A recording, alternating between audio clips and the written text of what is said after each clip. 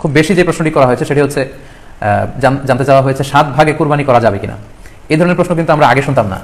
Recently কিছু কিছু স্কলারদের আলোচনা বা এতে করে লোকজন হয়তো বিভ্রান্তিতে ভোগেন কিংবা একটা ধোঁয়াশা তৈরি হয়, ফলে এই প্রশ্নটি করা হচ্ছে। আমরা আবহমান কাল থেকে আমাদের প্রিয় মাতৃভূমি বাংলাদেশে হয়তো ছাগল কুরবানি দিয়েছি অথবা গরু কুরবানি দিয়েছি সর্বোচ্চ 7 ভাগে।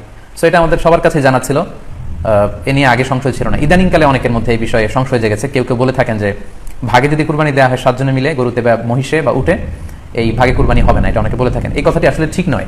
আপনি যদি ভাগে কুরবানি দিতে চান এটি জায়েজ আছে, এবং একটি উটে বা মহিষে বা গরুতে আপনি সর্বোচ্চ 7টি ভাগে কুরবানি দিতে পারবেন ইনশাআল্লাহ। এ ব্যাপারে সহিহ মুসলিমের একটি হাদিসকে আমরা এখানে উল্লেখ করতে চাই।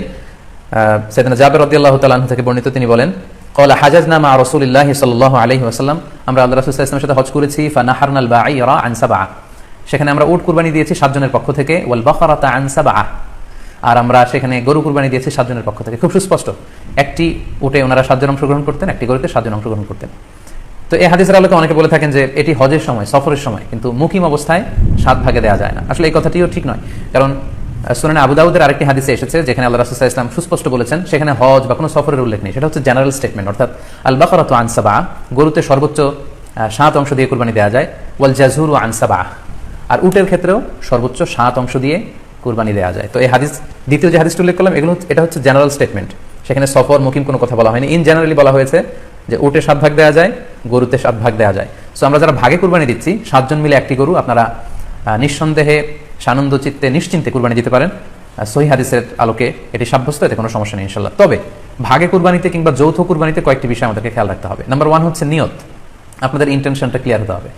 প্রত্যেকেরই যাতে একই ইন্টেনশন থাকে, সবারই যাতে ইন্টেনশন থাকে যে শুধুমাত্র আল্লাহ তাআলার সন্তুষ্টির জন্য আমরা এই কুরবানি দিচ্ছি।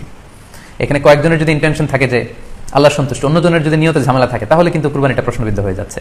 কারণ ইন্নামাল আমালু বিন্নিয়াত, ইয়ানি ইন্নামা সাওয়াবুল আমালি বিন্নিয়াত, সমস্ত কাজের প্রতিদান দেয়া হবে আপনার ইন্টেনশন বা নিয়তের উপর ভিত্তি করে। সো এজন্য যারা খুব বেশি মুখলেস, খুব বেশি মুত্তাকি, তারা অনেক সময় যৌথ কুরবানি দিতে চান না।